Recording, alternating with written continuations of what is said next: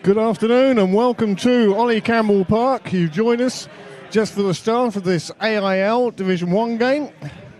Old Belvedere today hosting second place Railway Union. This is a second versus third, and hopefully we'll take you through the teams at some stage.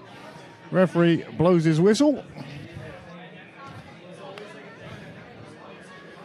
and we'll be ready to get this game underway. Joining me in the commentary box today, Hayley. Good afternoon, Hayley. How are you today? Good afternoon. Looking forward to this one. Now it should be a cracking game. Got Mark Hines in the middle taking up the referee. Gemma Farrell's about to get us going. So yeah, really looking forward to this one. Well, second versus third. This will be a vital game in deciding semi-final places in the AIL League. At the moment, Railway Union just one bonus point ahead of Belvedere, 56 and 57 points. Both have played 13 before today, and both with 11 victories and 2 defeats. Well, we're underway. And it's Railway Union, first of all, trying to drive out of their own half. Good quick rock ball. Ball goes back. Referee clearly stating that one went back. And Railway doing a good bit of recovery. Expecting a very tight game here today, Hayley. Absolutely. I mean, it was a 1 point game, their last game, and I think this one again will be something similar. A bounce of a ball will really separate these two teams. It was a very low scoring affair in Park Avenue in the away fixture for Belvedere. And I think a last minute penalty it was that won it for Belvedere on that occasion. And now they go into the attack, going across the back line, brought down just about the halfway line. Going out to the right again. As you'd expect at this stage, it's very tight. Railway Union flat in defence. Belvedere trying to take in some of that cover before spreading it a bit wider. Again, good power down the middle. And there's advantage to Belvedere. The referee with his arm outstretched. The ball goes to Emma Tilley. Leading scorer for Belvedere this year. In fact, leading scorer in the AIL League. 16 tries she has so far. Yeah, she's got some stats under her, right? And she's got some wheels. She's just not afraid to just take it on the outside, beat any player around her, create a gap where there isn't even a gap to be had. And she's a speedy one and hard one to catch when she gets going. Well, she has proved elusive. But Belvedere, I suppose, can count themselves lucky she's still available to them if you're scoring that many tries in the league.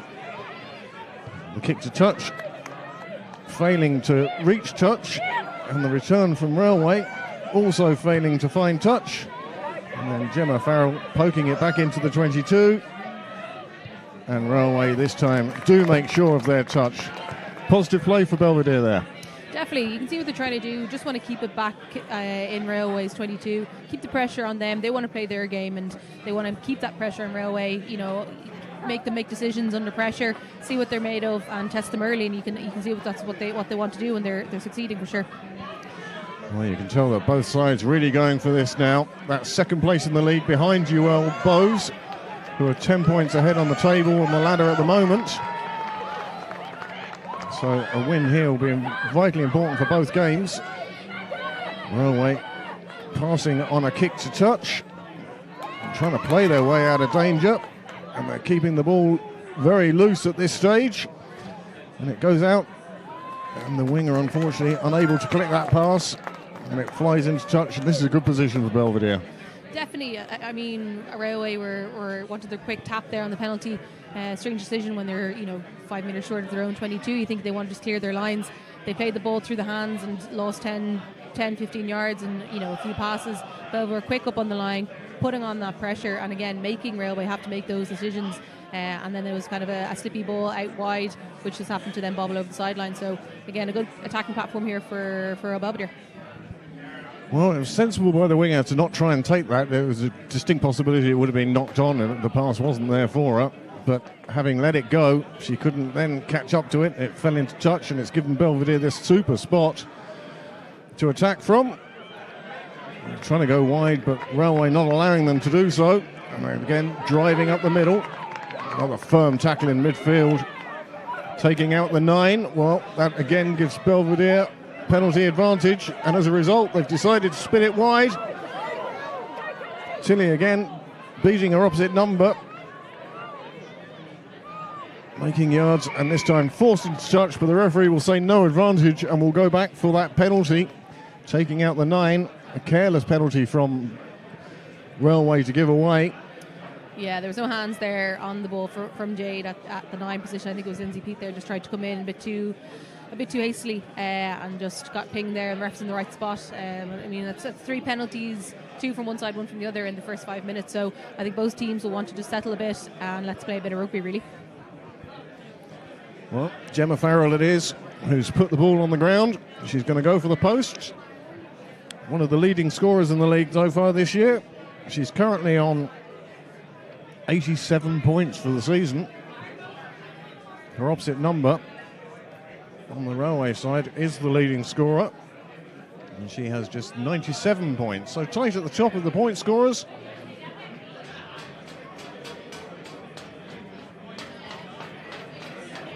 Somebody going up and down the metal steps in their studs. But it doesn't distract Farrell. A lovely kick. And she gets them off the mark. And that makes it 3-0 to Belvedere with just 5 minutes gone.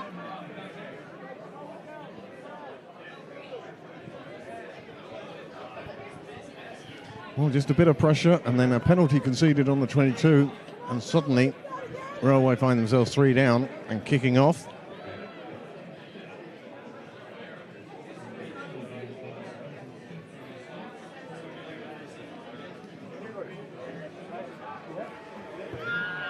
Here it is, who restarts us.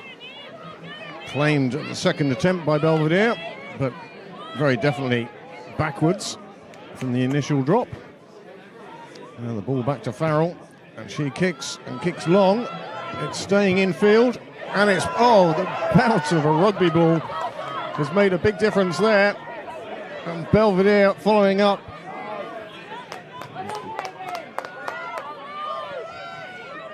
The initial tackle was avoided, but Belvedere again forcing pressure onto Railway. Good driving through, disrupting the ball. And it's there for Railway. Well, they don't have many players out wide at the moment, and a good tackle puts them under severe pressure. The referee's arm went shooting out. One wasn't entirely sure why. And this fierce defence from Belvedere, keeping Railway pinned back in their own half. And finally, forced to go to the boot to get any sort of ground. Goes into touch, but it's straight into touch. Another mistake from Railway. They seem a little rattled at the start. They definitely do, and I mean, I think that's also credit to old Belvedere. I think they're really putting them under that pressure, and I think kind of forced errors are kind of really coming to the surface here from Railway. I'm sure they'll settle into it a bit more, but at the moment it's definitely old Belvedere looking the stronger side. Yes, they are. And they've spent most of the first half, first 7.5 minutes, 8 minutes or so, in the Railway half. And this time they're going across big forwards again, driving up the middle. Manages to get to ground. So important we see that. Railway were desperately trying to keep the player up. No call from the ref, and that's good play through the middle, and it's put through into a gap, and this winger outside her. Right on the line, unless she got it down. It seems a tad short. Couple of passes out, and now it's goal line defence for Railway. They are stretched out there almost hand in hand across the line. Belvedere drive again, and they're ready to go again. Still just that 4 metres away from the line. trying to pull in the cover, trying to find the gap. And very close, and then in for the try, and that's a super start. Yeah, it was a great finish there from, I think it's Emma Tilley there, just coming off her wing. So, you know, finishing what she does best and getting those tries early on in the game. And initially it was a great line break from Anya Donnelly to suck in those defence, trying to give that offload then to Tilley on the far wing, but just held up just ever so short of the line. And Belvedere were patient, got the ball, moved it back inside, and got that square just under the post. Well, that, again, showing the pressure that Belvedere have been putting Railway under, and it's paid off. Initially, a penalty scored, and now Gemma Farrell will be hoping to add to her own total with this conversion. And Belvedere will be very happy with the start of this game. Definitely, and you can really see, you know, they're missing 7 girls in total of the internationals, and to see all the different names stepping up to the plate is fantastic. And the level of girls coming through is just brilliant, and an absolute testament to the whole club. Another successful kick. 10-0 with 10 minutes gone. Well, all the plans that Belvedere would have had during the week, they would have been delighted to see this. Definitely, it's the start they wanted, start they would have hoped for, and they can only just build on this now. And I think, if anything, it will just urge their confidence even higher along. And it'll be interesting to see how Railway react and how Railway respond. It just shows you different times of year, different seasons. We're very definitely into spring now. When these two teams first met in Park Avenue, it was just the one score between them.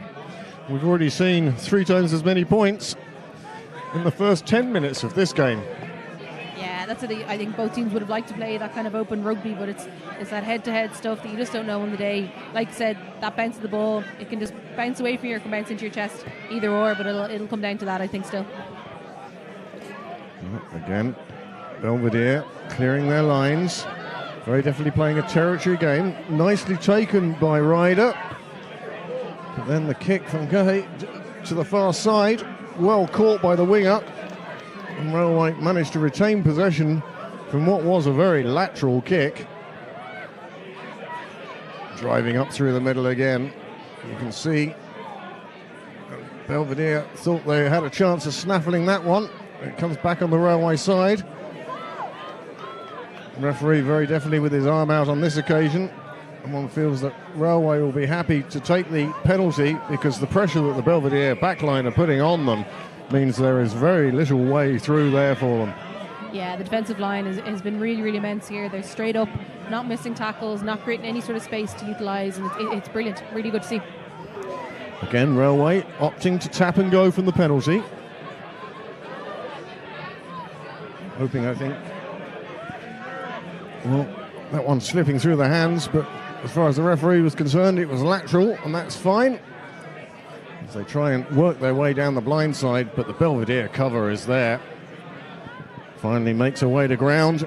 And again, Hughes out along the back line, flipped along, and just one step away from a big break through the middle there, but the cover again from Belvedere, absolutely encompassing, enveloping the attack.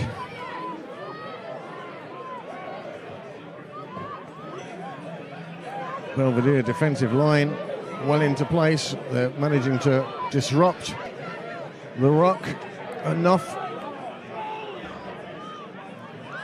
to get their defence set for the next wave of attacks. And on this occasion, the referee has said it's a high tackle up around the shoulders. Nothing more than a penalty, but this will give Railway exactly what they need, and that's a bit of time in the Belvedere half. Yeah, the good spell there where they just gained, a good 20-25 yards on play and open play, and Belvedere just caught slightly on the back foot there, and it was just deemed a high tackle, and Lindsay taking the quick tap. And Lindsay Peat, established retired international, still doing great work with her club. It's always great to have that sort of experience in your side to bring on the younger players. Lindsay Peat's seen it all before. And of course, as Railway try and go round the corner, good drive from Belvedere. Again, very slow ball for Railway, and that's mission accomplished for the Belvedere pack. Defence well set. Just try to go around the corner, checking the pillars. And it looks like they're going to try again. KJ O'Dwyer is picking up and driving forward. Again, more penalty advantage to Railway.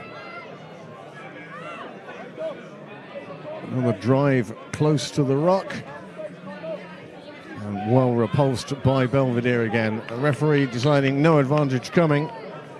And he's awarded that penalty on the 22. And finally, close enough that there won't be a tap and go, but instead Railway will attempt to take the points. It'll be a penalty from the 25. Good defence again from Belvedere, though. Yeah, they're keeping them out, and they're pushing them back every time. They're making them second guess themselves when they're going into contact like that. They're contesting every ruck, making it difficult for the 9 to get that ball out nice and quick, giving them their defensive line time to reset back again on the outside. So I do think this is the right option from Cahill on this, just to try and get a few points on the board, settle the heads again, and then rebuild and go again. Well, here we are broadcasting from the International Bar in Belvedere today. The kick goes up and the kick goes over, and Railway will be delighted to have finally got onto the board. 10-3 as we come towards the end of this first quarter.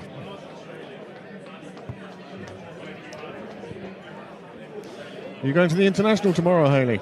I'm not actually. Terrible, I know. I'm at my sister's home from Australia, so we're doing family dinner tomorrow. So that's Easter Sunday, you see. That's it. So. That's what's keeping me away from the RDS tomorrow. Yep. I believe close to 6,000 tickets sold for that game. It's brilliant, and it's really growing, and it's good to see that there's new blood coming in, and they're really settling in fantastically, and they put up a great performance against France last week, so it'll be great to see how they get on with Italy tomorrow. Yes, indeed.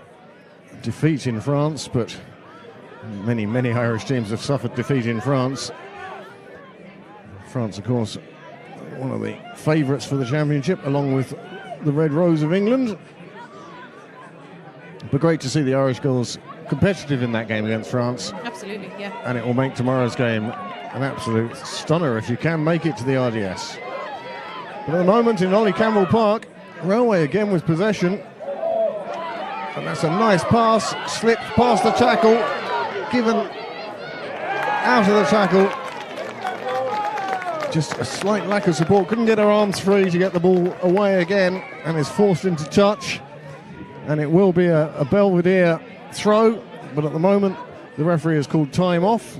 I suspect there's a reason for that. He's going to have a word with a couple of captains. No ref link with us today, and you'll also notice that the clock on the screen continues to tick, even though the referee had called time off. But with no ref link, we in the commentary box are unsure when time is off and on, so we'll just let the clock run today.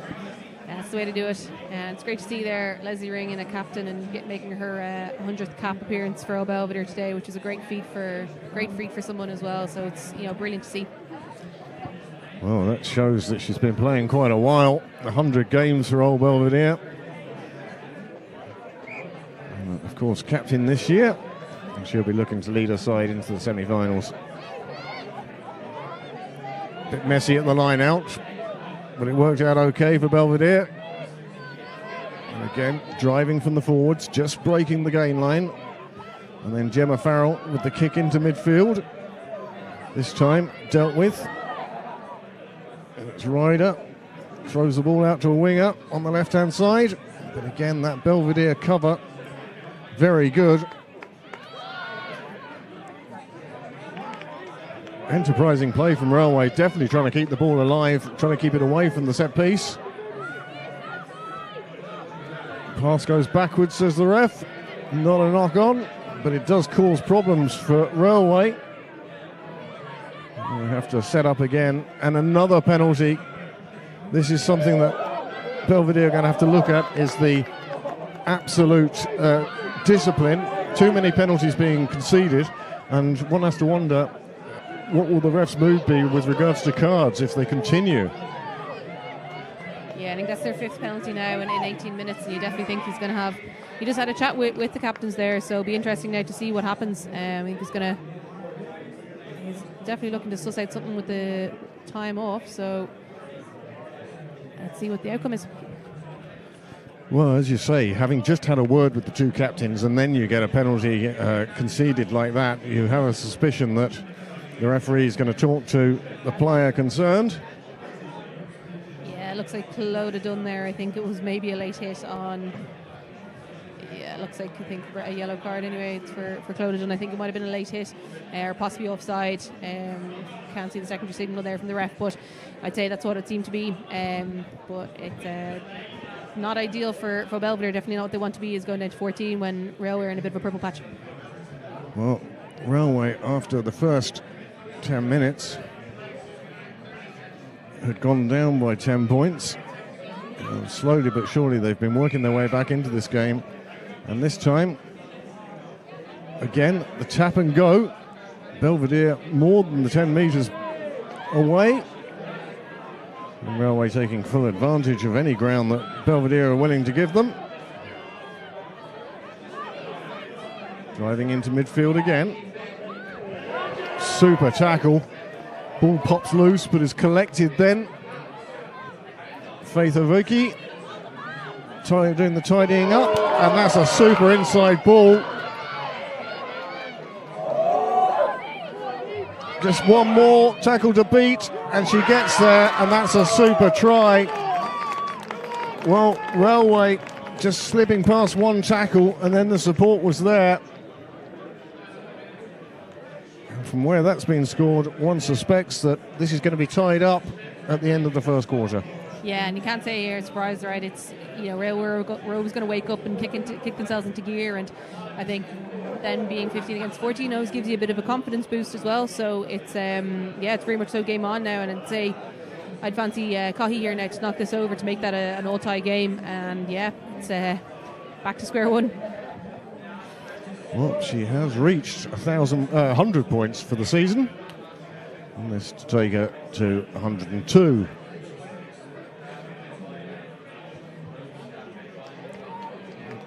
Simple enough kick from pretty much in front of the posts. And here we are, all tied up. And it's definitely been, of the 20 minutes gone, 10 minutes Belvedere are in charge. And then the next 10 minutes, Railway have just held on to the ball and found some territory and found some gaps. Definitely, and I think that's why this game is going to go. It's going to go back and forth for the full 80 minutes, and like that it'll be, there was a line break in. I think it was Molly Boyne. He just spotted the gap back inside, took it on, and there was good coverage there in the full-back position. And it was Owen Donnelly made that tackle on Molly, but Railway were quicker there for the reactions, there for the offload, and they got the try down. Farrell kicks off deep into the Railway 22. It's run back out. Well, we've already seen so far that Railway don't really want to kick that much. They've been running all their penalties. Yeah, you wonder if they're not confident in their lineouts or something similar along those lines. But yeah, it's been strange that there's been no real kicks for territory at all. Belvedere with this line out just on the 22. What they need here is a few phases of possession, hang on to the ball, keep the pressure going, and wait for the gap to appear. And it is about waiting for a gap to appear rather than trying to force it. Patience would be good. Good drive into the middle. Merger it was taking the ball in. They go back to the right again. It is a bit damp out there today. The early morning rain certainly hasn't helped with the footing. And again, Railway running and running and running their penalties.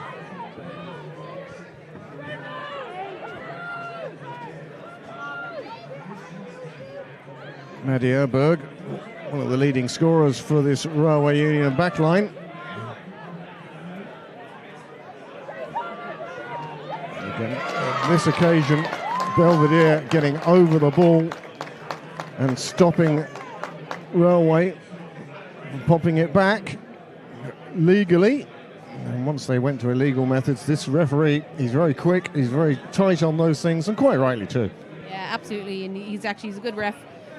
one gunner definitely to watch. He's confident, and he's full of his ability. He knows his abilities, and he's well up for the challenge. So it's he's a good referee to have in the middle. Well, that's a mistake from Belvedere. The kick not making touch, and in fact just running dead. We'll come back to where the kick was. We haven't seen too many scrums as yet. No, I think this is the first scrum, is it? I don't remember having seen one before. Yeah, I think this is the first scrum of the afternoon. All right, so 24 minutes in and you're getting your first scrum just shows how much open rugby is being played, which is again what you want on a lovely sunny Saturday afternoon.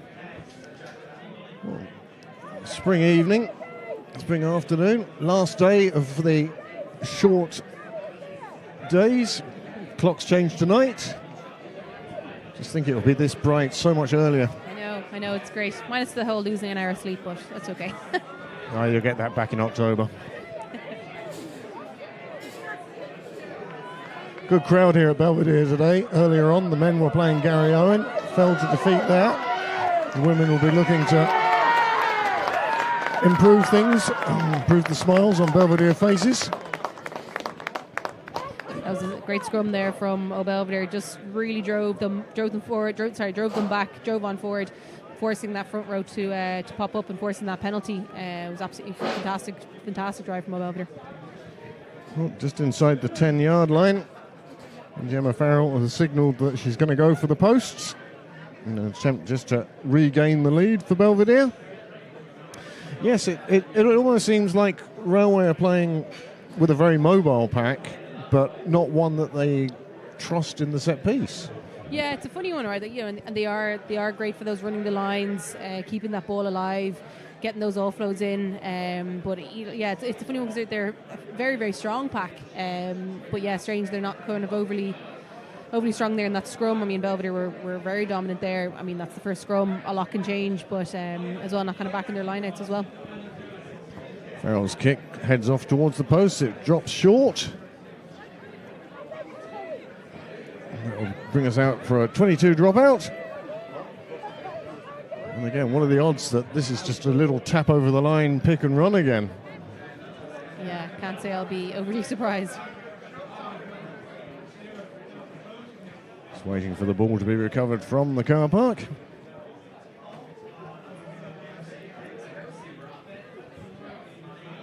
Looking for distance. Finds just about the halfway line. Well taken. Driving into that Railway defence again. And letting the forwards take it on. We've seen the power in the scrum. Farrell doing very well, switching the point of attack, looking for the gap. Back to the safety of forwards. And Belvedere try again. Again, each drive just making shortest of distances, breaking the gain line, and this time the ball goes to ground, and this will be another scrum. It's like Dublin buses. You don't see one for ages, and then suddenly two come along at the same time. Yeah, I think that pass there should have been just a little bit more sympathetic. I think it was a bit of a bullet pass there. Osen's are always kind of been hard to catch a short range, so just knocked on. But I mean, like that second scrum of the day, and we're 27 minutes in. It'll be interesting to see how Belvedere attack this scrum now. 8 against the 8 of Railway.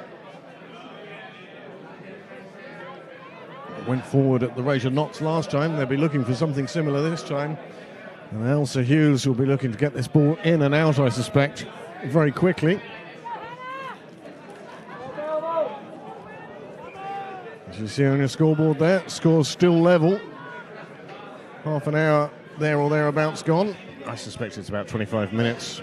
Yeah, there hasn't been many stoppages, so it's been fairly open play. There's been one or two, maybe just some downtime for have a chat with the captains and then the yellow card. But apart from that, it's been fairly open and ready to rock. Well, it won't be long before both sides are back to 15. Well, graphics unfortunately don't show that Belvedere playing with just 14 for the last 9.5 minutes. I'm loving the suits on the gentleman on the far touchline there. Another super scrum from Belvedere, and it's put the 9 under all sorts of pressure, and the ball, well, Railway have done very well. They've got round the edge of the defence. One player to beat, and the winger is away. And this has been a try out of nothing. Well, that's very disappointing from a Belvedere point of view. They had the advantage in the scrum. They managed, Railway, just to get the ball out at the last second. And once they went down the back line, it was suddenly 2-on-1 on the full back. Yeah, it seemed to be just totally left exposed there on that far wing. I mean, it was, like you said, absolutely super strong scrum, great drive. Elsie Hughes was stuck on the back foot there, coming out the back of the scrum. Managed to get the ball away, got it right to, I think it was Cahill, then out to Niamh Byrne. Niamh Byrne got a great line carry, had Amy Clark on her outside, and trusted Amy then to finish off the rest. But I don't know how they were left so exposed on that outside wing. Well, it's one you suspect the coaching staff will look at again. Really can't let aside with the quality of Railway Union get around the edge that quickly, that easily.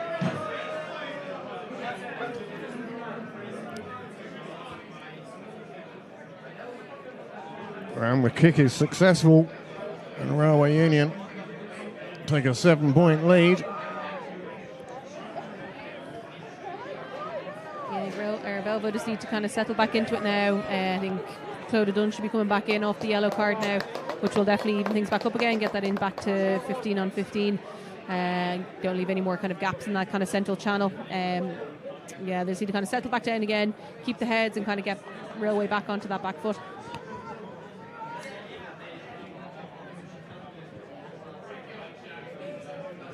Gemma Farrell gets us restarted. And again, the ball hits the ground.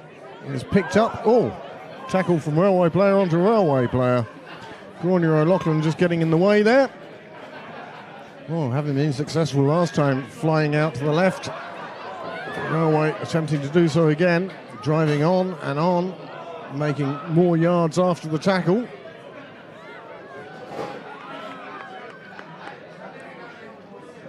Again, coming across. The defensive line is there for Belvedere. Railway looking to find a way through it.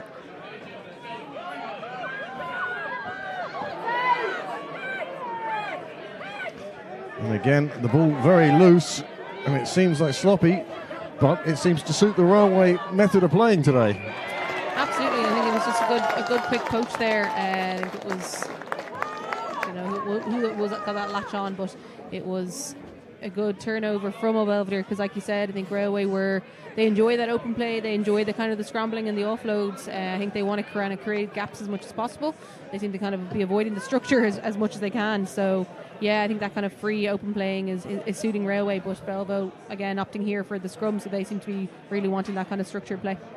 I've never seen a game where so few penalties given have been kicked to touch.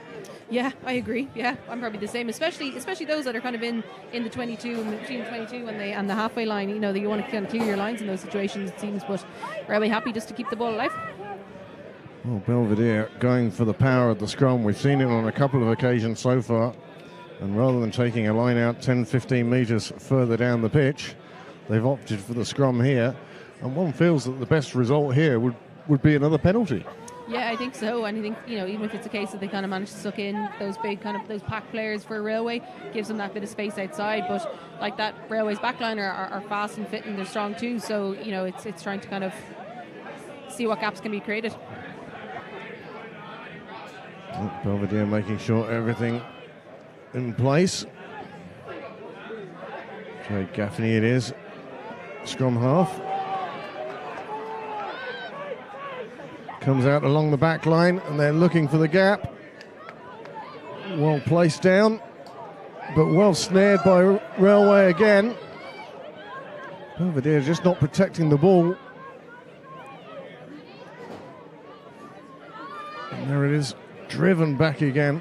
Standard of tackling very good here today. The referee well on top of this game. And finally, boot to ball, but it's charged down. Can Belvedere take advantage here? Well, I was surprised the referee didn't blow up there for holding on. Player with the ball seemed to be down there a long time. And now, in response, Belvedere have in fact conceded by just putting their hands beyond the ball before playing the ball. Yeah, I think that was Monona there. She was trying to get that lift on that ball and just wasn't kind of visible enough. I mean, it was Monona, actually, Monona's not still on. But I think she was trying to get that ball, trying to get that turnover while the player was on the ground, but just went kind of beyond the ball, unfortunately. All about the picture you paint to the referee. On this occasion, it wasn't particularly an oil painting as far as Belvedere were concerned. So Railway now kick for touch for one of them. Yes, finally, a kick to touch from a penalty. Railway, as is the want these days, late to join the line out. And it's worked well. And it comes out quickly along the back line. One missed tackle, but then brought down. Presenting the ball very well. And Hughes it is, using her forwards again to drive. Belvedere there quickly for that. Out half. Well, just almost an aimless kick there, unfortunately. Well cleaned up by Belvedere, and they reset and go again.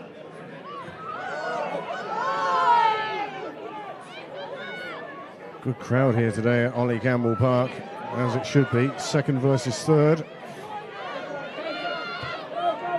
And now the kick down the line, putting some more pressure on the full back of Railway. And Ryder it is. And finally collects the ball and finds touch. But now it's 15 aside again. You can see Belvedere sort of almost tilting the balance of play here. Yeah, they're settling back into their own game again now here, I think. But I think Lindsay Pete was lucky there. The referee didn't spot that. I think she had almost a chokehold there on one of the old Belvedere players. But I suppose comes back that from JJ's good kick there, I think they made a good 30-40 yards gain on the gain line there from just the return kick then as well. One of the excellent things about Gemma Farrell is her game management as well as her kicking, which has brought Belvedere so many points. But she knows how to read a game and she knows where the gaps are. Another penalty to Belvedere, more pressure. And this time, Belvedere are the ones who tap and go. Driving up to the 22. Again. Ball slowed down at the ruck.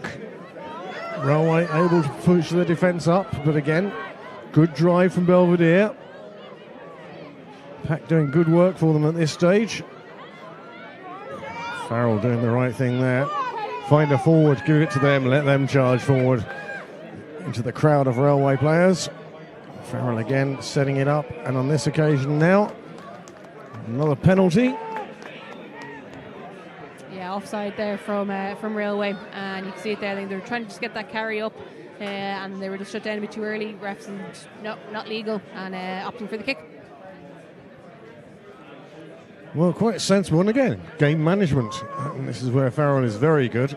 She realises that with this amount of pressure, take the points when you can.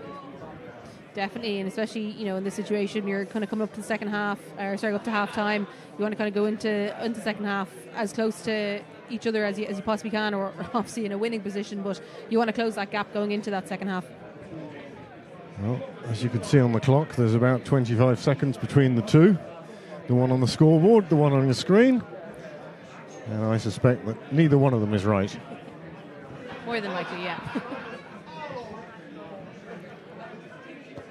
Farrell's kick on its way. Successful. And that brings Belvedere back to within 4 points. 13-17 as we enter into the last few minutes of this first half. What a great day for rugby. Sun is shining, it's not too hot, so you can stay cool as you're playing.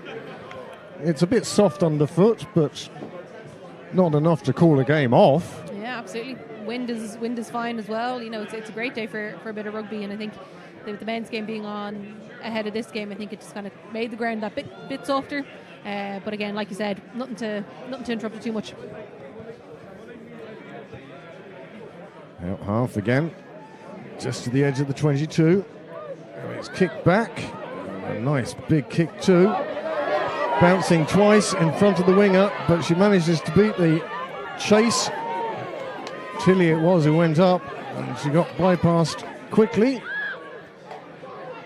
And again, Railway now with the ball in hand, looking to take on. Belvedere pressure again, swarming through.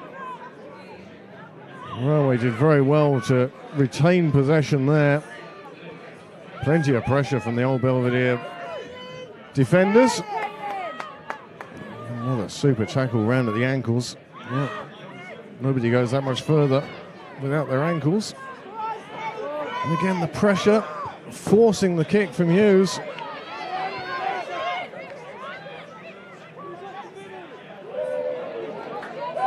Oh, a lovely dummy. That's absolutely fabulous. John Dorish. Slight break in transmission there. Battery on a camera, one suspects. But Belvedere, well, I don't care what's happening with the camera. They're looking to get down the field. And Farrell it is, boots a ball down the middle. We're going to run it back. Down that left side again. Plenty of space there. Good 20 metres made just from one pass and run. And then one errant pass sends them back another 15.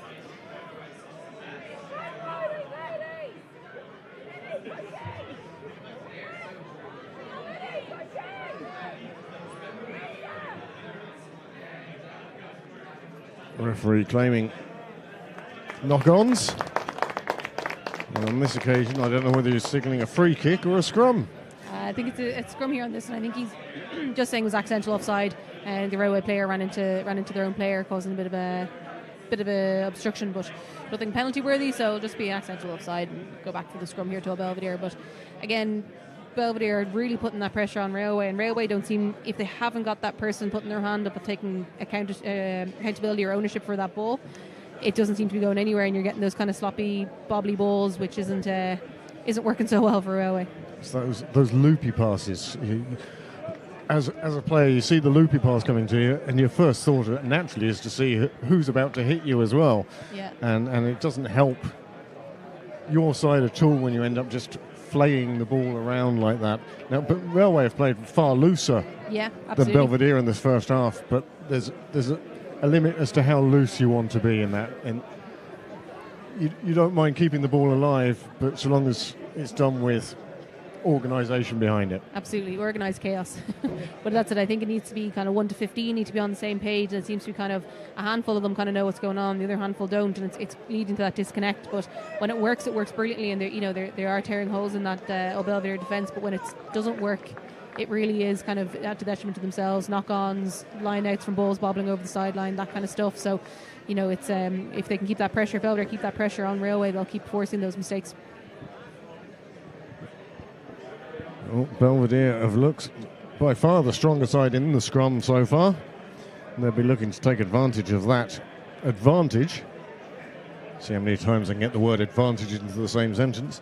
But there is a good 15 metres of blindside here, and I wouldn't be surprised at all if you saw Doran and Gaffney, number 8 in the scrum half, perhaps heading down that way. Maybe, absolutely. There's only the one player there we can see in the shot that's covering that side, and definitely if you can pull out your 9 and your 8, then you've got your wing, and you've got an easy 3-on-1. Then obviously probably the full back tracing back, but still creating that overlap. Well, on this occasion, the Railway pack it is that get the advantage. They get a step or two forwards, but then it just went down naturally, as opposed to somebody deliberately doing so. Yeah, I think the ground will be a bit soft underfoot, especially for these situations. Especially if you're in a particularly muddy patch, you'll just slip and fall, and it's hard and harsh to penalise anyone in those situations. There's a bit of empathy from the ref, which is needed. He knows what the conditions are like, and he understands. But he has gone round the far side now to see, was he being overly generous? Yeah, that's it. Just keeping an eye. Another good ball in. Again, Railway really trying to put some effort in there, but Belvedere get it away quite handily. It goes along the back line.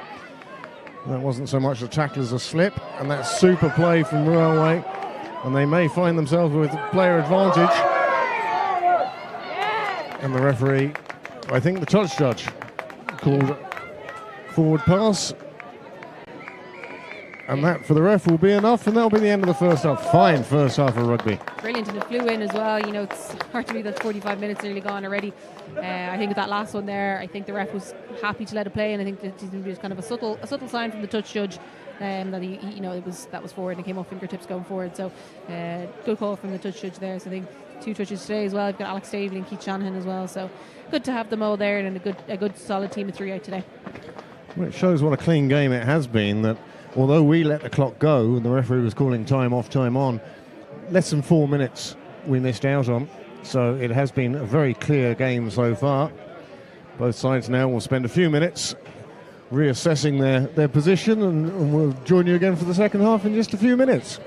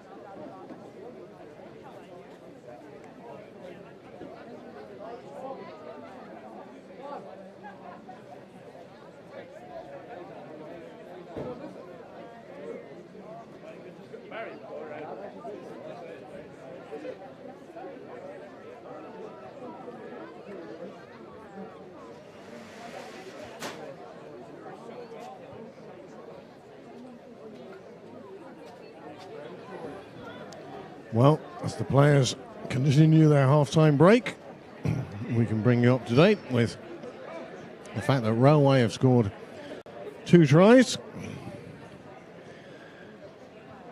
And it's been a very competitive first half. You can see why these teams are 2nd and 3rd in the league, respectively. 4th and 5th are also playing each other today. Blackrock playing Ballincollig. And those 2 sides, well, it's a vital, well, one might almost say a 10-pointer. Ballincollig are 10 points behind Blackrock at the start of today.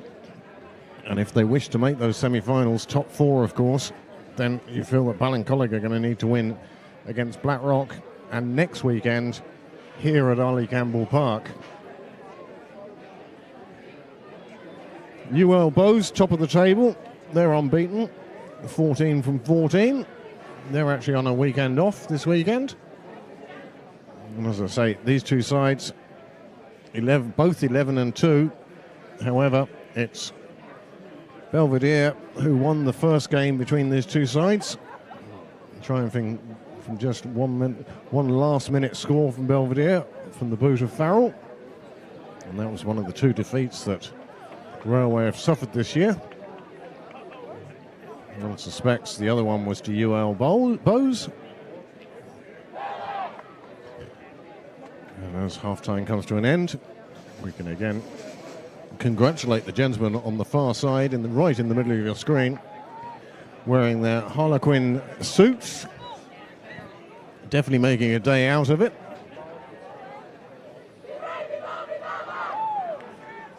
The sides break from their half-time huddles. And Belvedere for the second half will be playing from left to right.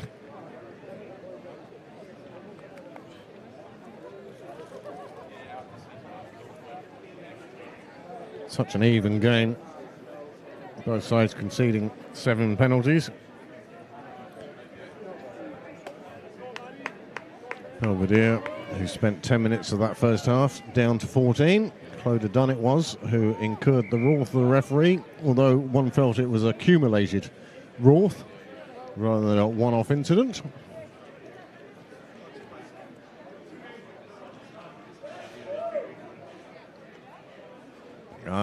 The need of a ball does make the game a lot easier.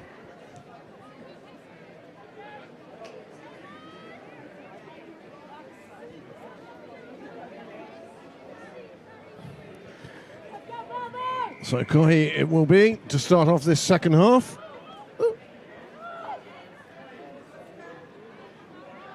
And we set the clock underway. Scoreboard remains at 13-17. And Farrell it is who kicks. And Hughes fails to collect cleanly. And that will allow Belvedere to come away with the ball.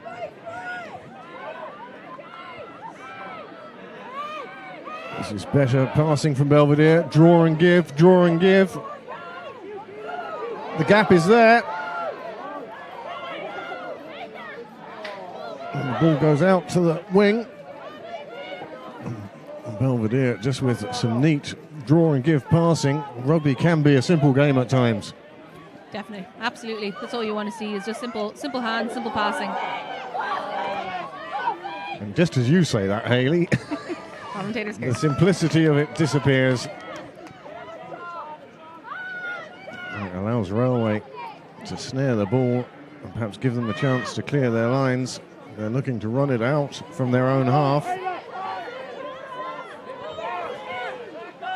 Kayla Waldron, one of the changes made by Railway.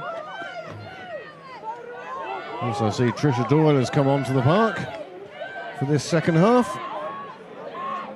And Railway now with penalty advantage, and the ref will blow that very quickly as Ava Ryder couldn't gather it. Yeah, just not rolling away there, and you see here now again Lindsay Peake taking that tap and go. It really is a lead by example from Lindsay Peake. Do as I do. And again, the simple passing proving to be as difficult, and on this occasion the Belvedere pack doing a super job getting over the ball. Jim Farrell just taking a quick look over towards Emma Tilley and any space in front of them. None on this occasion. And the referee again calling time off on the field, and our clock continuing to run. But again, hyper competitiveness at the start of this second half. Absolutely, both teams coming out absolutely gunning for this, and I think, like, you know, it's a 4-point game. You know, it's one of these games that really will go either way, and nobody can call it at this stage because, you know, one lucky bounce, Belvedere back up and taking the lead, another different bounce, and Railway could take a further lead. So, you know, it really can come down to the bounce of the ball. One suspects that the way the league table is at the moment, as Belvedere run another penalty, that these sides will meet in the semi-finals. There's no semi-finals this year, you see, so it'll be just straight second and first will be playing in the final. Yeah, so it's a lot to play for. That makes this an even doubly important game for both sides. Absolutely, and I think UL they're a good few points ahead, but I think Blackrock now are they're still trailing. I don't think they can catch. Maybe they could, but Railway and Belvedere are kind of the two playing for that second position, with just Railway ahead by a point in the table. So this is the closest thing to kind of the semi-final that you can kind of get, I suppose. Well, no semi-final this year. That's a great shame for two of the sides, but it does mean that UO Bows with a win next week would guarantee their place in that final. One feels whoever wins this game is going to have a big advantage for the rest. Belvedere still have to play Bows in the final game of the season, of the regular season. And they may be going into that knowing that they need to win it. That kick a bit weak down the midfield, allowing Railway to collect. But super crunching tackle in midfield. But it doesn't take possession away from Railway, and they're probing, they're looking for those shoulders. They're just getting through the gain line. Yeah, another advantage here again as well for Railway. So just coming in from the side, I think he's signalling, which is certainly not what you want to be giving away just outside your own 22.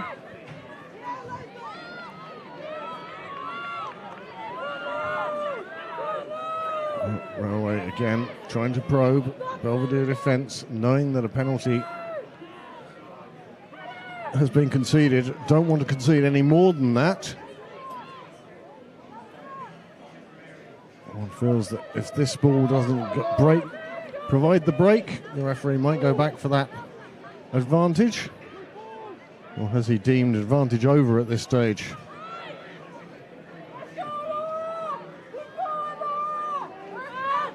It's there. It's coming down the short side. Gordon O'Loughlin taking it in, setting it up.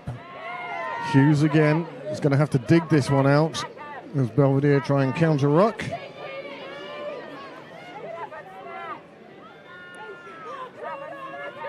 The ball coming out again.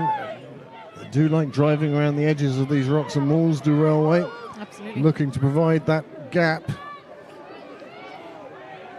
And suddenly the cover on that Belvedere left looks quite short. Beats the player. The pass is loose going out.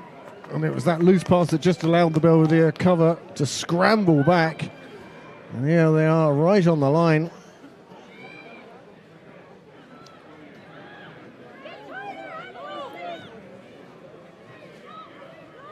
The ball is in there somewhere. Yeah. And it seems to be coming out the Belvedere side from the way the Railway players drop back, waiting for a kick. You can see Matty Erberg here, just trying to stay deep. That kick hardly makes it to the 22, and then it's knocked on by Ryder, and she's disappointed with herself, flinging the ball to the ground, and that's a shame. Yeah. It was a good position for her, and one thinks that she's about 3 steps into a run in her mind, but forgot to take the ball with her. I think that happens all right when you're kind of already thinking about your next step before you complete the step ahead of the step before. And Riders have a cracking game so far today, so I think that's definitely an uncharacteristic mistake from her, but definitely a sigh of relief for Earl Belvedere. Well, another break in play. Water on the pitch. Farrell, just a quick word with the touch judge. He's clarifying something, and you can see on the very left of your screen the fluorescent yellow, canary yellow of the referee. There's a Belvedere player on the knees. So Belvedere missing 7, you said, from the national squad? Yeah, it's Brittany Hogan, Fiona Cute, Neva Dowd, Linda Dujong, Aoife Dalton, Dan O'Brien and Katie Carrigan are all off on international duty, and they're all either on the bench or starting tomorrow for the Irish international team, which is fantastic. You know, they're representing their country as well as their club too. So it's great to see the girls in green. Oh, absolutely fabulous.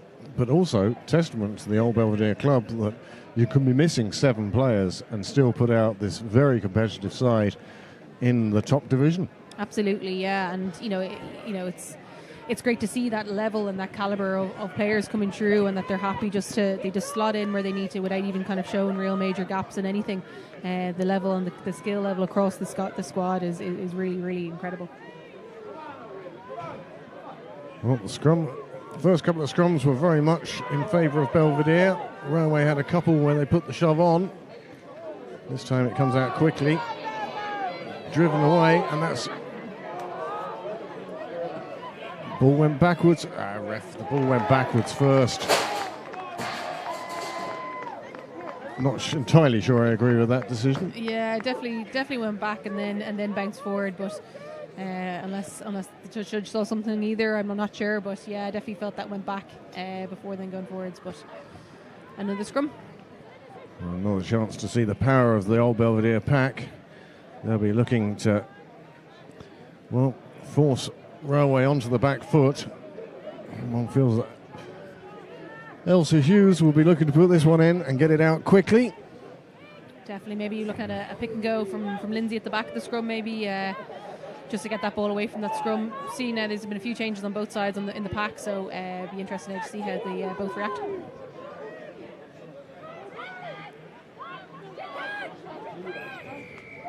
And on this occasion, it's the Railway pack that are on top. Lindsay Peat so keen to get on with play, taking the tap from the wrong place, and now with the defence set she hands the ball over, and Railway will be looking for a line out inside the 22. Yeah, I can see a change of tactics here a bit for them, so Nicky's happy to take the kick. Great kick as well. I have a 5 metre line out now in the Belvedere 22, so we see what their tactic is from here. Will they go for that driving maul, or will they try and kind of spread that ball out wide? Be interesting to see now. Well, a lot of this will depend on the throw as to how quickly they can claim this ball.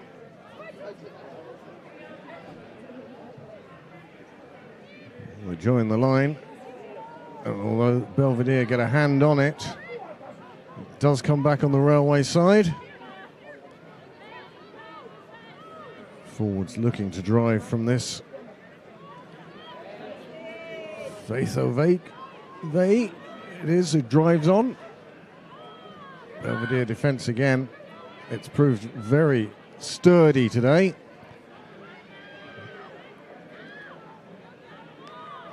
Hughes, caught from behind. Stays on her feet, still on her feet. Still driving away. Well, that's not bad for a scrum half to be able to stay up and driving that far. Definitely. You see another arm out stretched here for a Railway advantage, and again in a danger zone here, so Belvedere needs to be careful.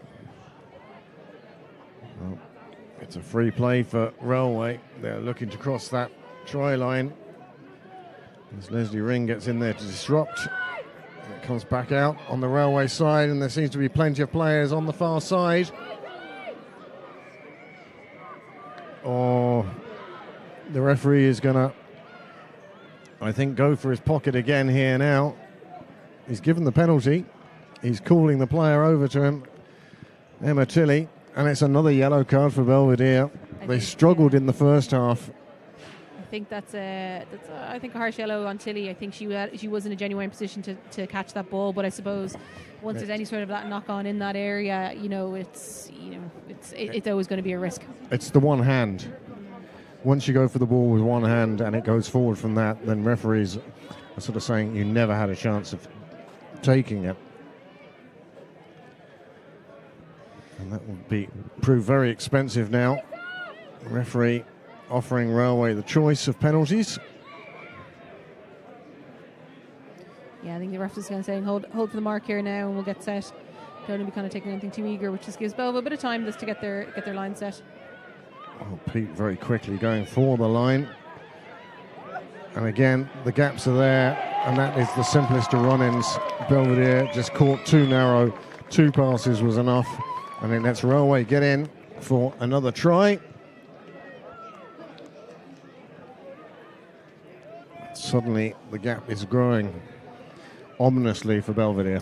Yeah, I think they just need to kind of settle down a bit. I think they're kind of almost overthinking things. They're kind of panicking a bit and rushing into things. And I think they take that breather and take that step and keep playing that rugby they know that they can play, and really try and bring that purple patch back for them. Don't forget, very early on in this game, Belvedere were 10-0 up. Since then, well, apart from that one penalty, it's mainly been Railway Union on the scoreboard.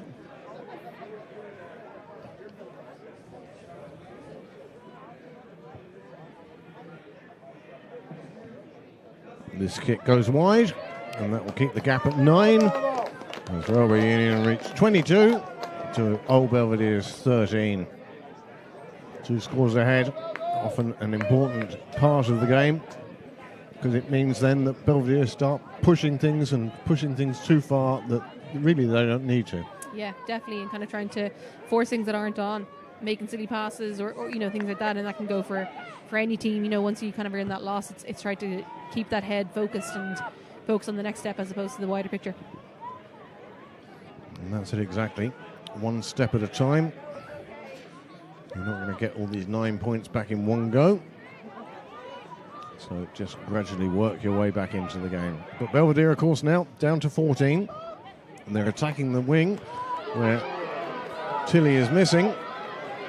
And suddenly, one big break. And she's in under the puck. That is one run that, well, Belvedere, how did they allow her to get through like that? Now, it was a good try, and she did well, and she took the right line and everything, but she really shouldn't have been allowed to get away with that. Yeah, I think they hadn't overly adjusted to the fact that Tilly was missing on that wing. Railway noticed that there was that gap there in that spot, and they shifted that ball out wide as quick as they could. I think Faith got that ball nice and quick, took it on the front foot, and just use her strength, use her power, use her speed, just to get that ball in under the post, to make it a bit of an easier kick for Caughey as well.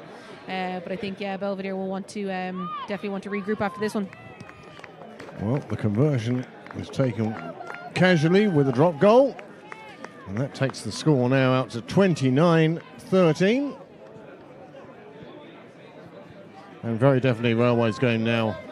Yeah, for sure, and I think this is where Belvedere really need to kind of show their grit and show what they wanted, I think, and because it's very easy to drop the heads here and kind of just forget the game that's going on, but they really, there's still 15 minutes left in this match. There's still plenty of time. Yeah, it'll be a bit of a slog, but it's it can still be there if they really want it. Well, knock on by Railway from the kickoff, and that will give Belvedere a bit of hope that with 25 minutes to go or so, they need 3 scores, and this knock-on has put them in a good position. But again, down to 14, it's going to make it very tricky for them to come back at this stage. Absolutely, and it's just all about just settling, keeping the heads. They're in a good attacking position here. They need to really kind of use the strength in their scrum that they had in the first half, really tap back into that and get that ball out nice and quick and really put Railway back on that back foot. Well, we saw in the first 10 minutes of the game that Belvedere were capable. And there's a reason why they're third in the league. But at the moment, it looks like Railway are going to take revenge for that home defeat earlier in the year. Donnelly it is, driving back into a forwards. Dunn driving up. But again, the Railway defence is there. There is no left winger there, don't forget. Going to have to drive deep into the Railway half, deep into the 22. This is better play from Belvedere. Perhaps the game breaking up a little bit now at this stage. Bit of tiredness setting in. Looking for the weaknesses in the defence. Nice play from Belvedere. No support though. She has to fire the ball back. And luckily enough, the referee comes to Belvedere's aid. But that's much better from Belvedere. Definitely a lot better, and you kind of see they just want to get that ball, play it quick, play it fast.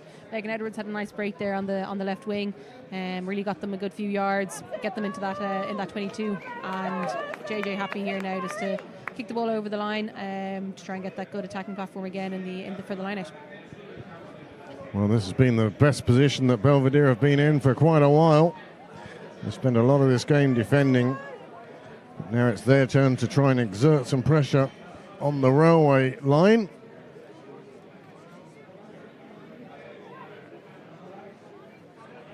Ball straight into the middle. That's a lovely pick and go. And the referee's leg gets in the way. He apologises. Personally, I thought he knocked it on, but there you go. Better hands required. No, he knew himself. He was in the wrong spot there. He just got caught on the back foot. So to take a Belvedere scrum here from this position. So again, still a good platform. Belvedere can use their strength that they had in that pack, in that scrum. They could be into a really good opportunity here. So let's see if they can tap into it again. It could be that it actually works out the best for Belvedere, bringing it back to the set piece. Absolutely, yeah. Because I think Railway they really have that hunger in there at the moment. They're really shooting up on that defensive line. So if they can keep this nice and tight, keep their strong pack within the pack in that scrum, create a few more gaps and create a bit of space. Yes, tying up some of those defenders could prove very advantageous for Belvedere. Megan Edwards, well, she's keen to scoot in up the right hand on the blindside corner. The railway defence quite narrow at this stage.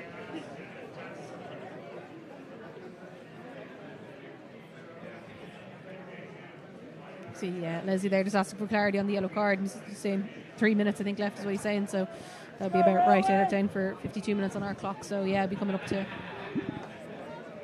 that. Again, our constantly running clock is actually doing all right compared to the referee, and that's down to the game as well. There haven't been too many breaks for injuries or explanations. Mm-hmm. This is a superb attacking position now for Belvedere, and immediately picked up by the number 8. She drives to the line, gets to within 5 metres. Clodagh Dunn now. The referee's arm went out there. I don't know whether it was an instruction. Belvedere doing well to keep this ball alive and drive. And again, coming out wide to the left. And in at the corner, and that's a nicely worked try for a side that are down to 14, just using their hands, drawing defenders and leaving a gap round on the side. And that's a super try for Belvedere, and that is just what they needed at this stage. That brings them back to 11 with Gemma Farrell's conversion to come. Yeah, that's exactly what they needed. And again, it was good patience. It was a good spot there from Caitlin Doran to bring that ball back in on the inside, suck the players in, and then wrap that ball back around on the left-hand side then and use the full width. Very easy, could have tried to kind of, try and spot a gap in the middle, but they said, right, let's get this ball out wide where the space is already. And Megan Edwards did very well. They're dotted down that far left corner. Well, this is the most difficult kick for Farrell, deep on the left-hand side. And it just goes across the front of the posts. And the score remains 18-29.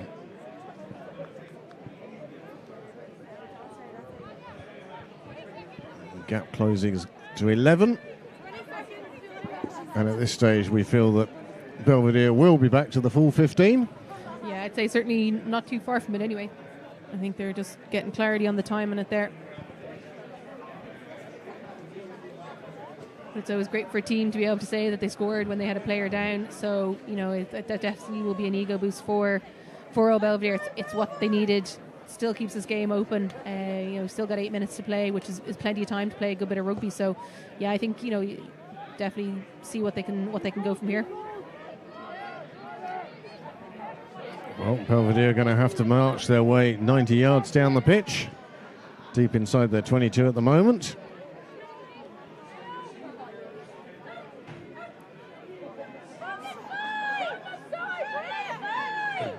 Well, plenty of cries from the sideline, plenty of pretend refs in the crowd. The referee not agreeing with the advice given to him. And let's be honest, he's the one with the best view, and it's his interpretation that matters. And this kick from Belvedere, well, it makes it to the 22. You nearly had to stop and ask for a lift, really. Yeah. Struggled to get out to that. Or he's had to dribble out there, but look, it gets them away from their own line. It gets them away from that 5 metre line.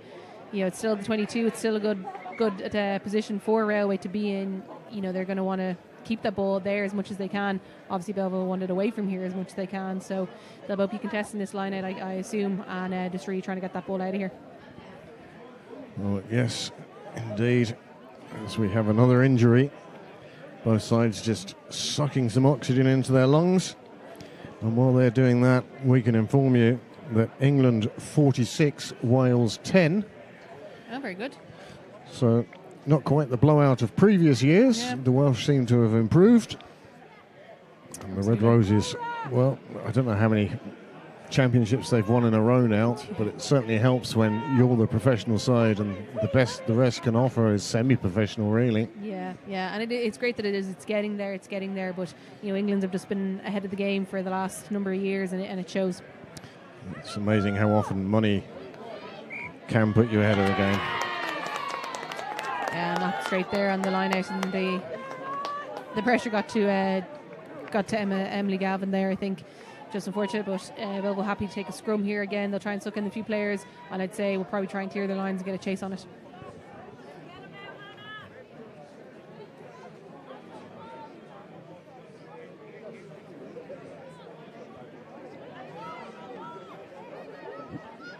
Well, again, another opportunity for Belvedere to demonstrate the strength of their pack, especially now they're back to 15.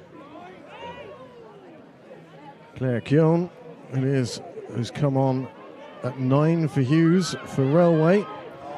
And her first task is to hound Belvedere.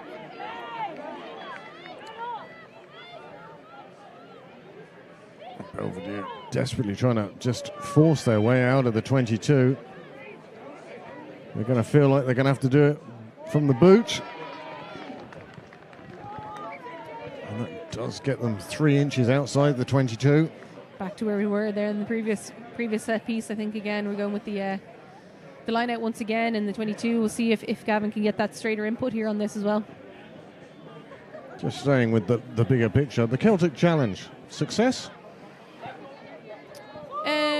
I think in elements of it, I think it was slightly rushed at times, which kind of forced a few players out of position and things like that, or out of their clubs before clubs are ready for it. But in a development point of view, it should be great in a couple of years' time. Played havoc with clubs though. Absolutely, really did. Well, Railway had got themselves into a good position, had the ball in the middle of the park inside the 22, put a slight knock on, gives some respite to Belvedere and gives them the opportunity for some possession again, although I think they'd rather it was much further down the field. Definitely, I think a few kicks were just struggling to get outside that 22. You can see the wind is slightly picked up, and you can see a few subs here now for Belvedere. You can see number 21, Aoife Rutley, is coming in. He's coming in on that. There's a bit of confusion. Oh, Caitlin's coming off there. Caitlin Doran's coming off then, and then you've got Aoife Rutley then coming in at the 8th position. So it'll be definitely the fresh legs will be thanked for sure.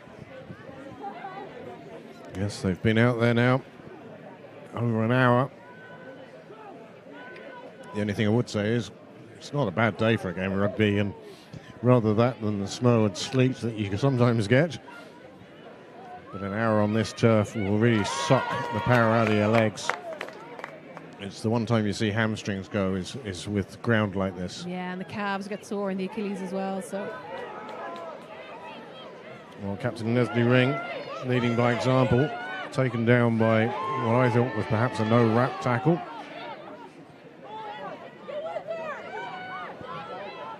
Good play again.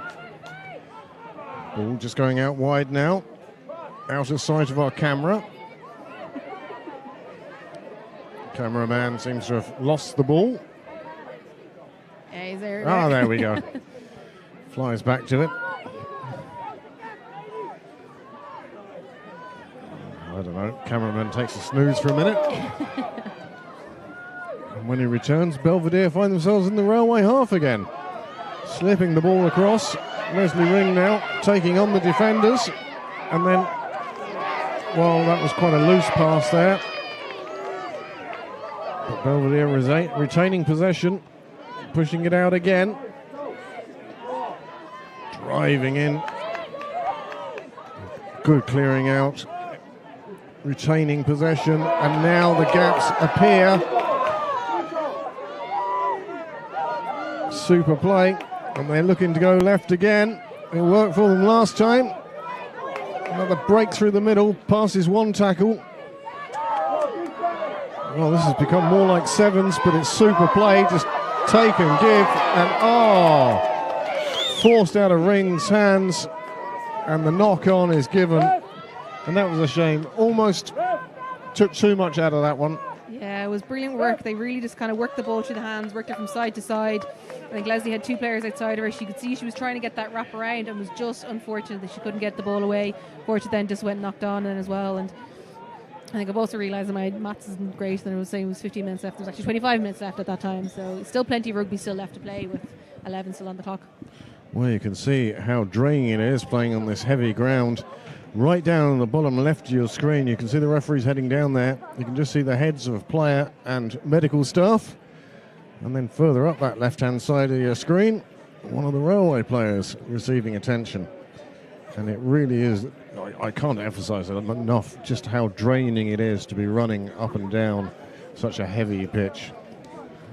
Absolutely, and especially with the hard hits that are coming in as well. Everyone is really putting their bodies on the line, and they're putting everything they can into it. Like we said, this is the closest thing to the AIL semi-final you'll get without the playoffs being this year. So, everyone knows what's on the line here. Everyone knows what's in it for the winner of this game. It's I wouldn't say winner takes all, but there's still a lot of rugby to be played in the season. But it certainly gives you kind of that half a foot into that into that final position. Indeed. The winner of this will feel that they've got half a foot in that final, take on UL Bows. And I believe the final's being held in the Aviva as part of a double-header with the men's AIL final. Yeah, which is brilliant. It's great exposure for the game, and it's a great day for kind of club rugby then in Ireland, and it makes it kind of that day in the calendar for everyone to kind of go out and make a full day of it. What a super day it will be for those teams that do make it there. Belvedere at the moment, well, they're seeing their chance perhaps sliding further out of sight. Railway looking to emphasise their credentials.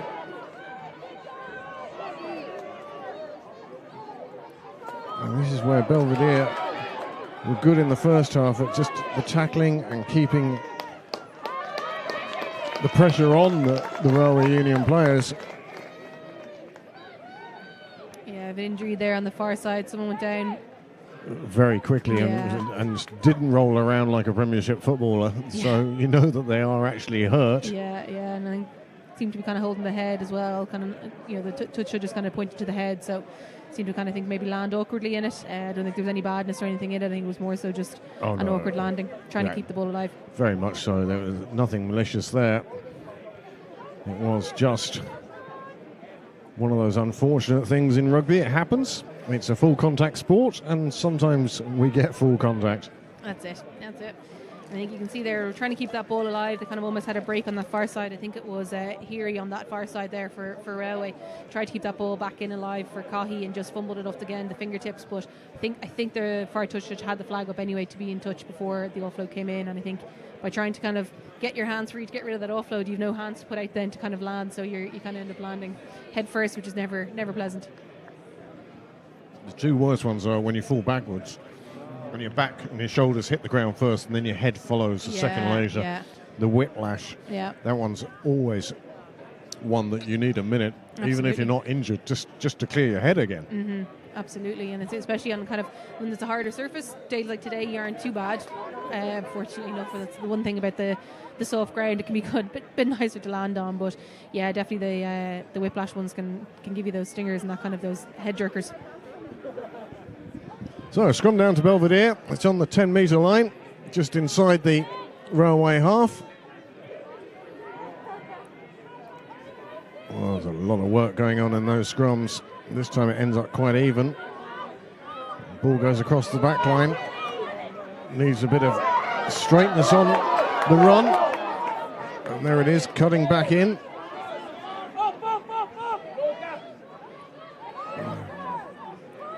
Well, there's one thing for sure. The crowd have really been into this game so far. Supporters of both teams. And despite there being one cry calling the ref on one of his decisions, by and large, the crowd have actually been just supporters. Absolutely, yeah, which is always good to see. You know, you want to see that respect. You always want to see that respect brought in. Well, that's a super tackle, and she took care to make sure the player came down to ground on her body.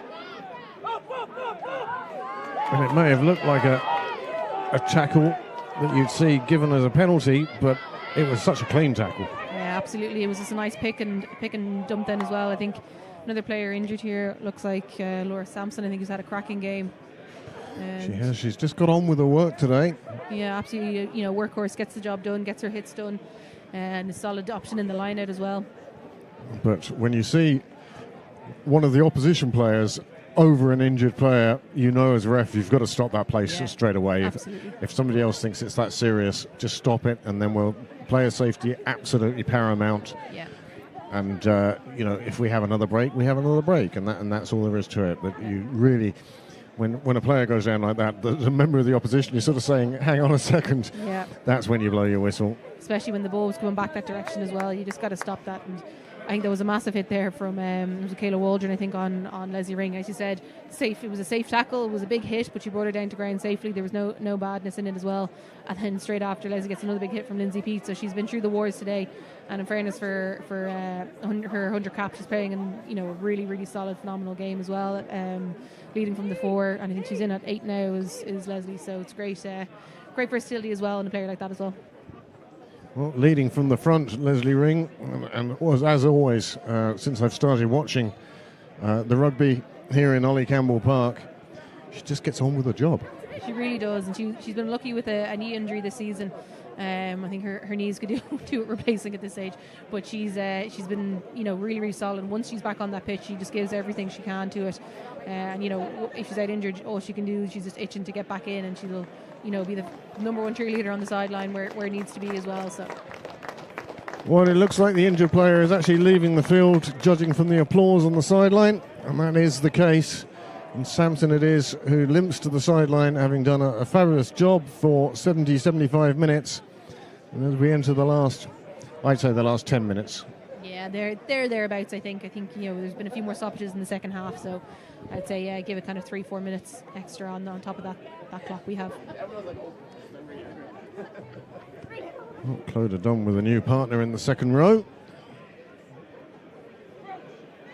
Belvedere, well, they need to score quickly here now. Absolutely, they really do. Even if it's just to boost the confidence, try and get that bonus losing point if needs be. But ideally they want to be going for that win.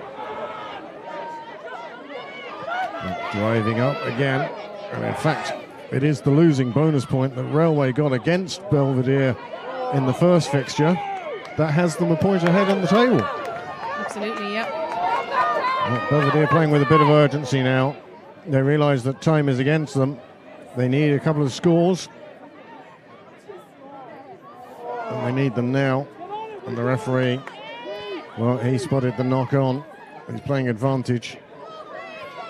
I think it was just Clodagh Dunn stepping in at scrum half there and had a pass there to Leslie, which just wasn't the easiest to catch, and just unfortunate to go forward.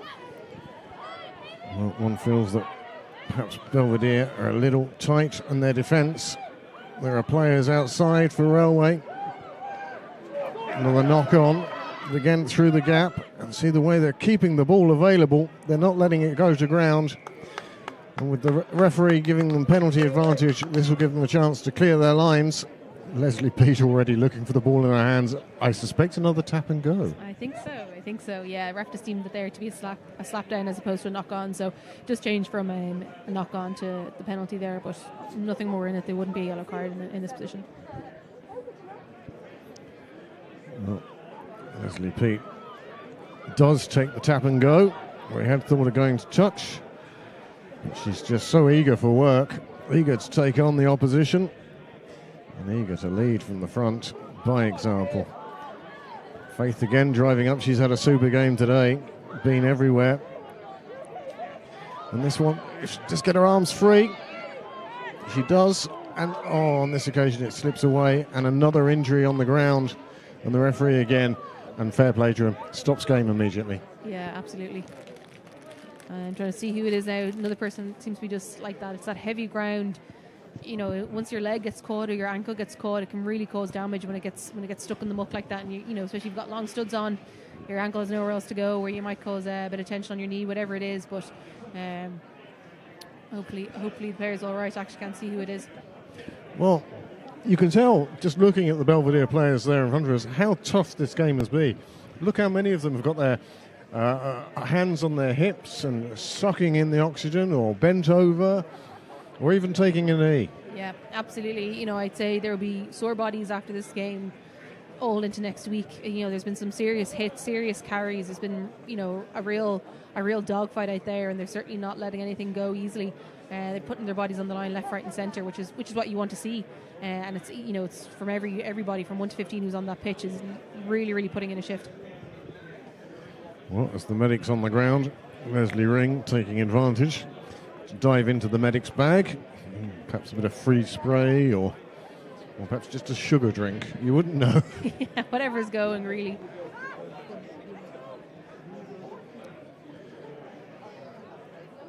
I think it was Vic O'Mahony who's only kind of come on, but she's returning from an ACL injury, so she seems to be hobbling there. So hopefully it's not her knee again now, because that'll be, you know, extremely disappointing for her. Well, you don't need that as a club, or especially as a player. I mean, ACLs, it's not that long ago, if you did your ACL, that was the end of your career. I mean, technology and medical advances have meant that you can come back from these things, but by golly, it's a serious injury. Yeah, absolutely. Did mine a few years ago, and it's a tough old slog. It's a tough, you know, the actual injury itself, it's done and it's over with, but it's the rehab and everything after that is just, it's tough work. It's tougher on the body for something so small in your body. It really causes a lot of trouble, especially in female athletes. Well, this scrum down. So the clock has gone past 80 minutes for us, but we reckon about another 4 or 5 minutes with the injuries we've seen in this second half. Yeah, I'd say even 5 or 6 now after that second injury, maybe. Definitely around the 5 anyway.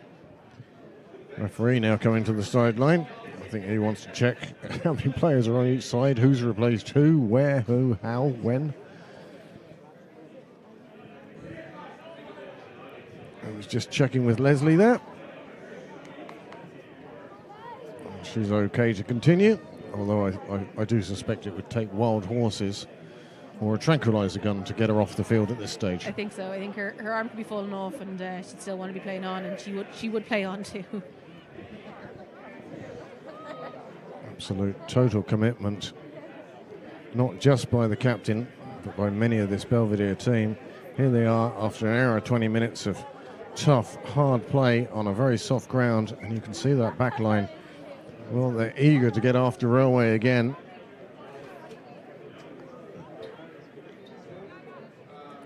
The referee trying to find a patch of ground, I think, that isn't quite as soggy as the rest. Yeah, something with a bit more grass than muck, but I think that'll be a struggle, I think.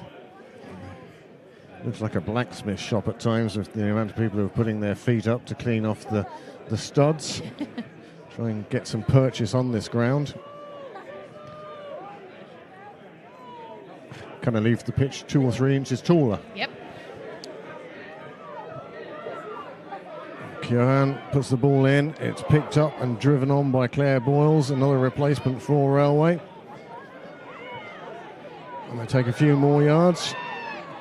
And a few more again. Each time she let go of the ball clearly, showed the referee that she had let go of the ball before she picked it up again and carried on.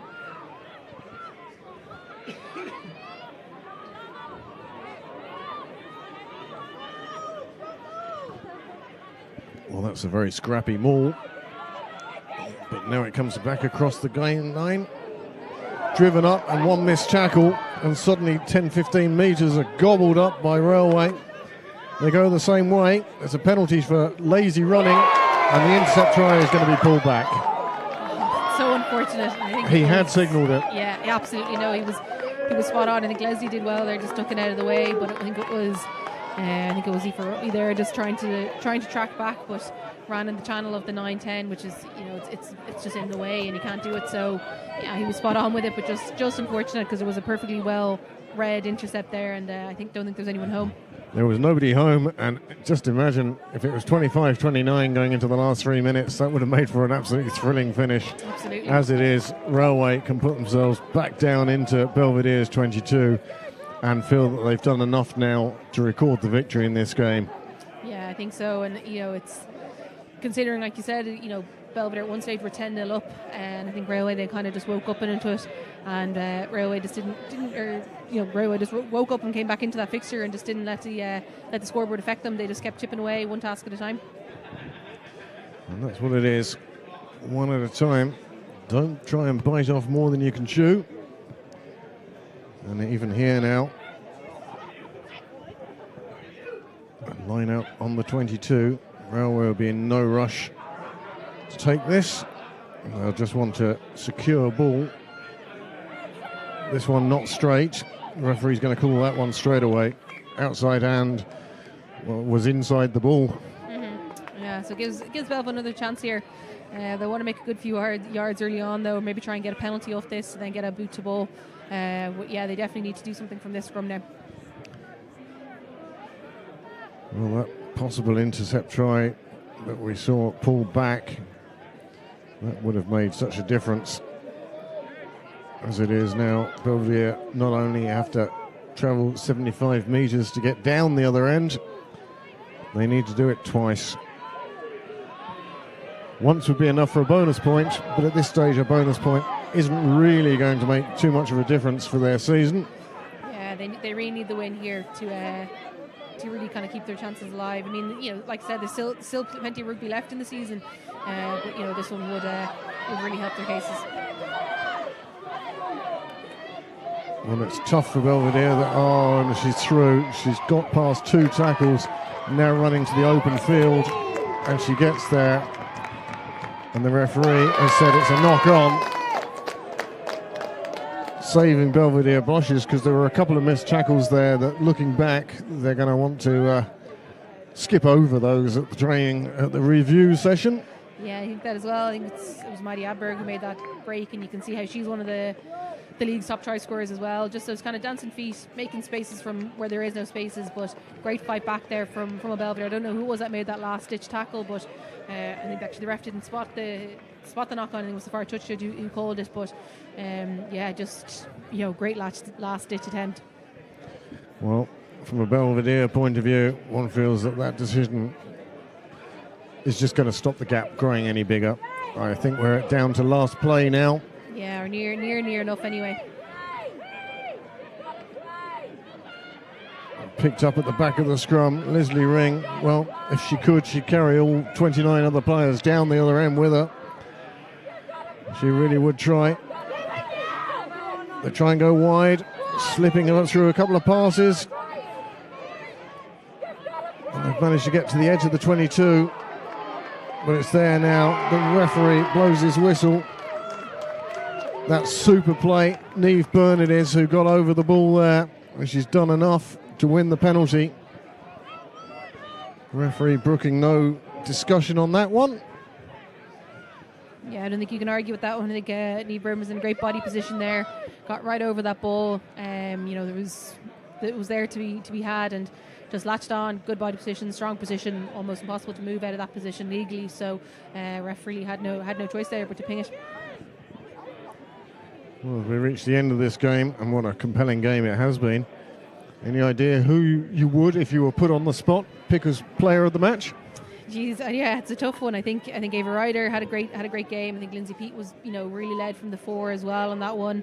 I think the pack has been strong. Molly Boyne as well was phenomenal. I think it's hard to say. Belvedere as well. I think Leslie had a cracking game. I think Gemma Jackson had also another brilliant game as well. Hard to call really. It's really been a 1 to 30 person performance on that pitch. Well, luckily we don't have to provide a player of the match. Oh, and Hughes has just skipped past a couple of tackles and she's going to get in. And not only that, but she's going to add insult to injury by running it back behind the posts. And that's another try, and that will take Railway Union out to 34 and guarantee victory in this, well, what was a crucial game. Absolutely, and you can see there's another bit of an injury there in the left of the screen. I think Belvedere really have done themselves proud in this one. They've really stuck to their guns. They got stuck in, even in two situations they were down to 14. So for 20 minutes of the game, a quarter of the match, they were a player down. And those situations can definitely kill you, especially in such tight matches like this. And in credit to all the girls who were there, like they just fought and fought and fought.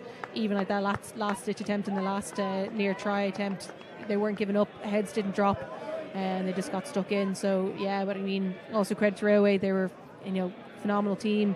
Like I said, in the first 10-15 minutes, all they want to do is keep that ball alive. No such thing as lineouts in their eyes for those kind of few phases. Happy just to tap, go, and get Belva working really on that back foot in defence. Well, it's been a compelling game of rugby. It hasn't been the right result as far as Belvedere have been concerned. That's unusual. You don't often see one player putting it down and the other player kicking it. Sometimes football free kicks, you might have deception like that, but not here. Yeah. So the referee says we have time to kick off again.